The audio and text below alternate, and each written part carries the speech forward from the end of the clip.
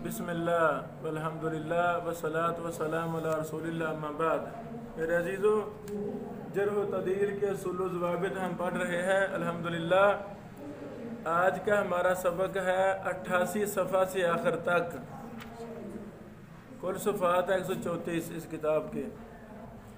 अत-तारीख़ुल कबीर लिल बुखारी और अल जर्ह व तदील लिब्न अबी हातिम का मनहज।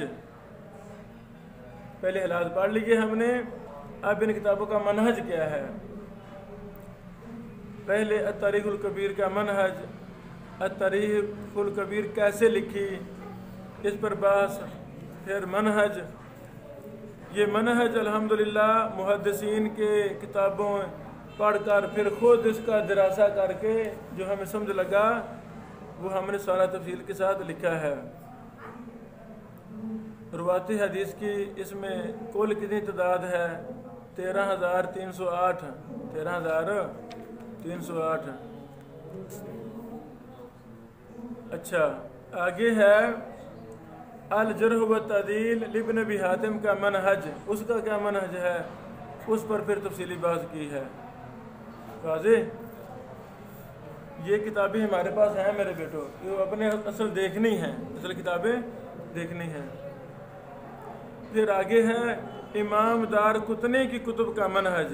पहले उनके हालात है मुख्तसर, इमाम दार कुतनी रहमतुल्लाह, फिर उनकी किताबों का मनहज। अल्लाह अकबर। ये भी जर्ह व तदील के बहुत बड़े, इन्होंने बड़ी किताबें लिखी दार कुतनी रहमतुल्लाह ने। उनकी सब किताबों पर जामे माने तबसरा किया हमने।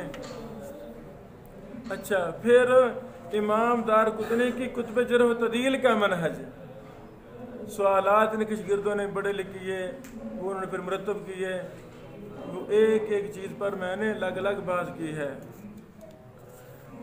फिर है इमाम इब्न हिब्बान की कुतुब रिजाल का मनहज। इब्न हिब्बान है बुस्ती साहब, सही इब्न हिब्बान वाले, इन्होंने भी कई किताबें लिखी माशाल्लाह। फ़न रिजाल पर इन्होंने 26 किताबें लिखी। कितनी? 26 किताबें, 26।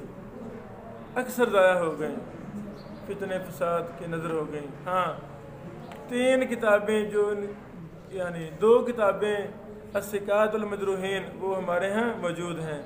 बाकी इलाल ओहामिल मुअर्रिखीन इनकी किताब है, इलाल मनाकिब ज़ुहरी 20 अज्जा पर, इलाल हदीस मालिक 10 अज्जा पर, इलाल मासन अबू हनीफा 10 अज्जा पर, मा खालफ फी सुफियान शोबा 3 अज्जा पर, मा खालफ फी शोबा सुफियाना 1-2 जुज़ों पर। एक अल-कुनाब इनकी किताब थी।